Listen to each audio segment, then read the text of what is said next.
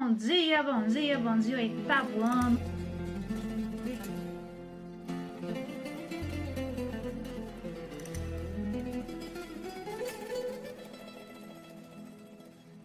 O que estava acontecendo nos Estados Unidos da América? E, posteriormente, ao mesmo tempo na América Latina. Nossa aula sobre imperialismo estadunidense, nós vamos falar agora sobre a política do Big Stick, né? E a questão ali do Canal do Panamá, né? A política do Big Stick, eu até pulei aqui um dos slides, eu mostrei algumas coisas mais relevantes, mas não mostrei isso aqui para vocês. Não falei, mostrei, mas não falei, né?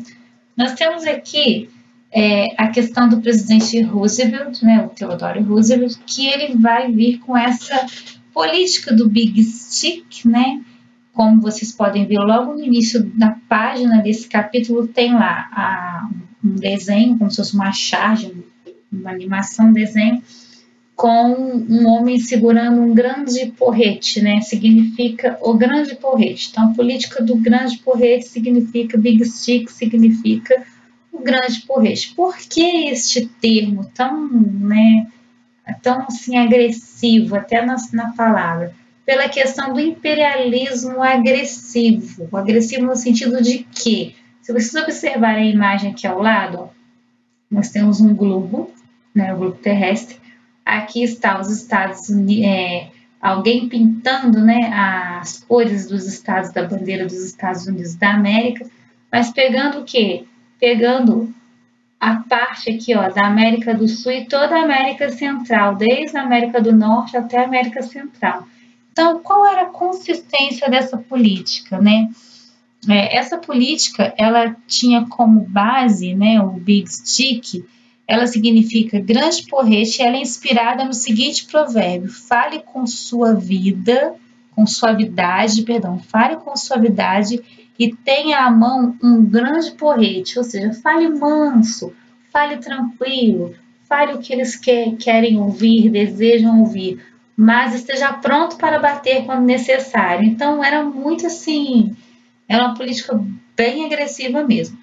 E nós temos aqui alguns exemplos, como o país, atualmente de Cuba, na época Cuba não era um país independente, o Panamá, que eu vou falar para vocês agora, e a Nicarágua. Então, vamos por partes sobre a política do Big Stick.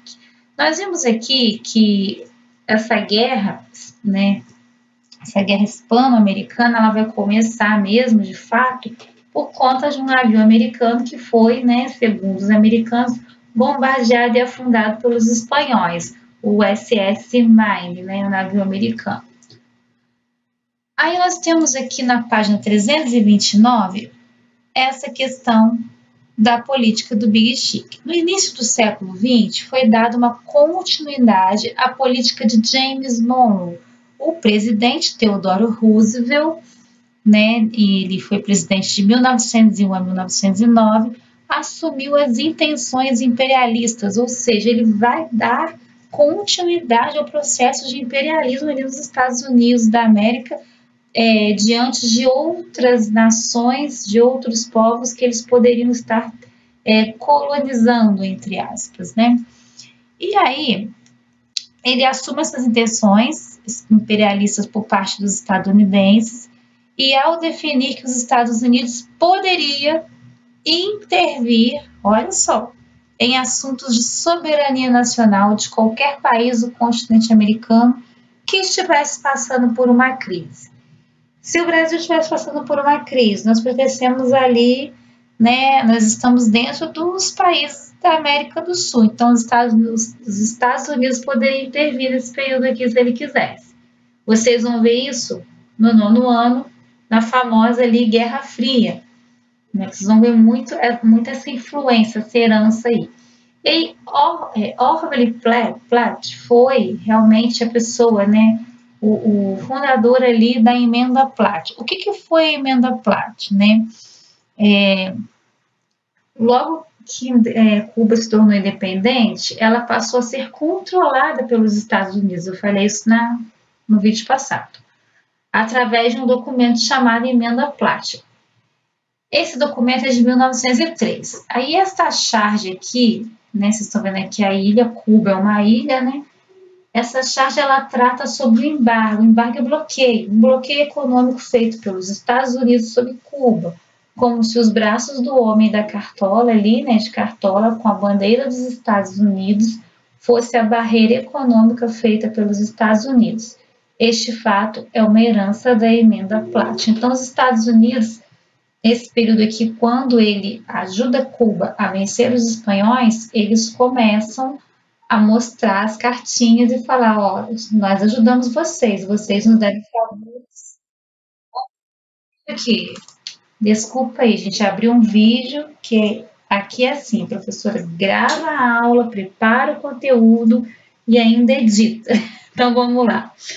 Essa imagem aqui, ó, não perdendo raciocínio, mostra a ilha de Cuba, mostra um homem aqui com uma cartola com as cores e as estrelinhas, né, dos Estados Unidos da América, abraçando a ilha de Cuba e fazendo meio que uma barreira, tanto para cá quanto para cá, e a palavra embargo, que significa bloqueio, né, foi um bloqueio econômico que os Estados Unidos, nesse período que nós estamos estudando, fizeram mesmo, né, para que não houvesse tanto comércio, tanta comercialização com outras nações, para que os Estados Unidos pudessem ter de fato aí o domínio sobre Cuba, né? Esse era o plano dos Estados Unidos. Este fato é uma herança da época da Emenda Platt. Então, a Emenda Platt ela foi criada em 1903. O autor, né, o nome, vem de Orville Platt, foi ele quem criou. Essa técnica do Big Stick é uma técnica de intimidação. Então, Cuba, esse pedacinho aqui, ela vai, essa emenda vai ser revogada, né?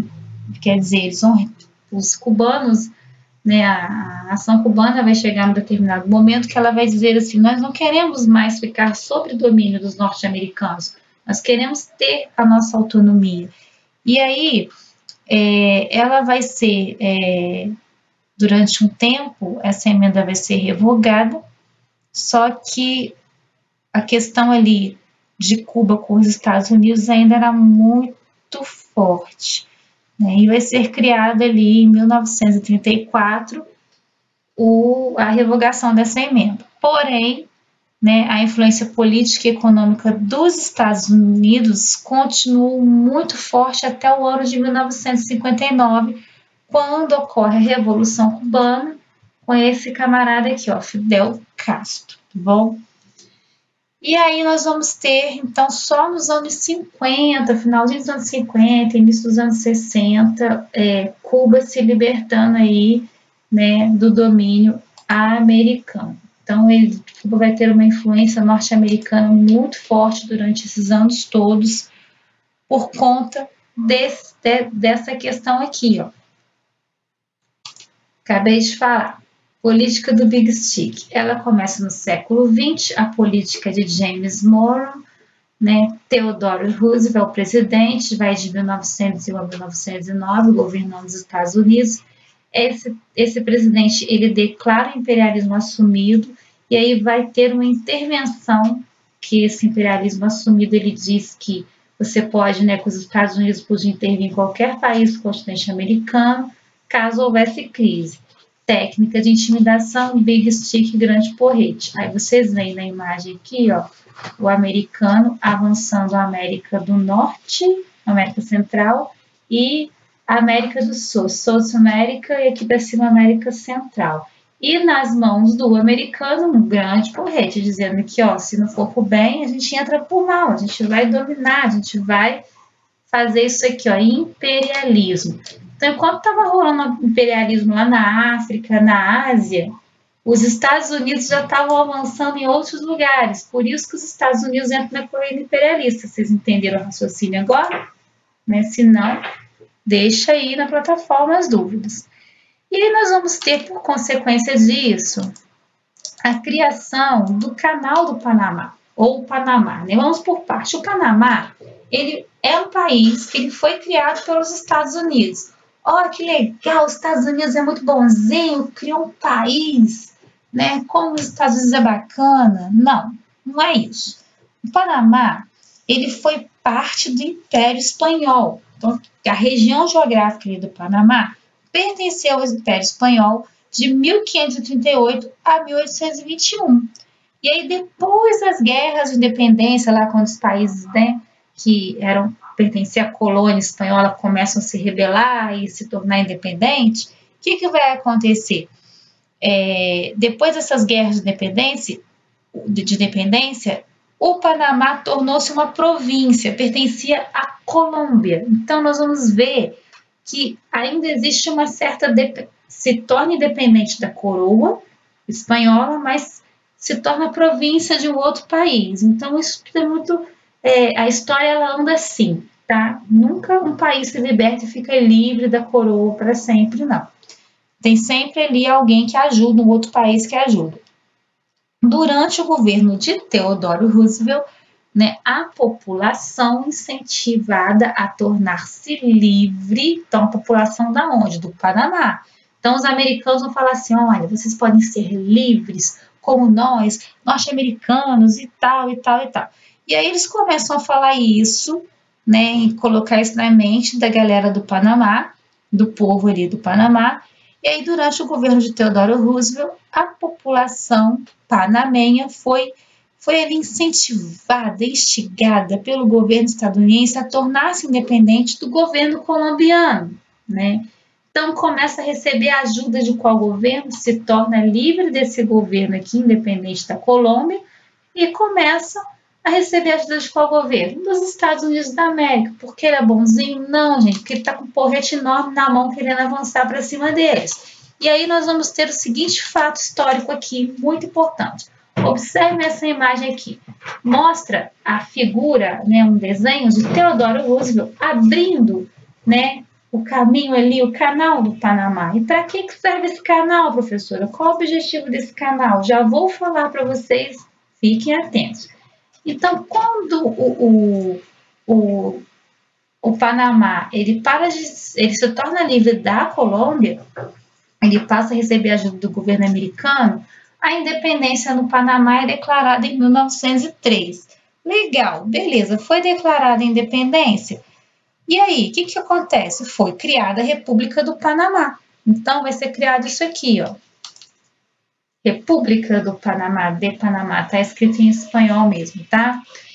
E aí, isso aqui é o que nós chamamos de, essa parte que vocês também se desenham todo coloridinho, que é o mapa da República do Panamá. Vamos voltar mais um pouquinho aqui para a gente entender melhor tudo isso aqui, né? Como é que funcionou as coisas, como é que funcionavam as coisas aqui. Aí nós vamos ver que essa independência é declarada em 1903, cria-se a República do Panamá, temos um país novo. Por que os Estados Unidos teve tanto interesse em ajudar? Ele tinha o interesse de protetorado. E aí nós vamos ver isso aqui. O objetivo dos Estados Unidos na conquista de independência panamenha era garantir o controle, entendeu? Vamos lá aos objetivos.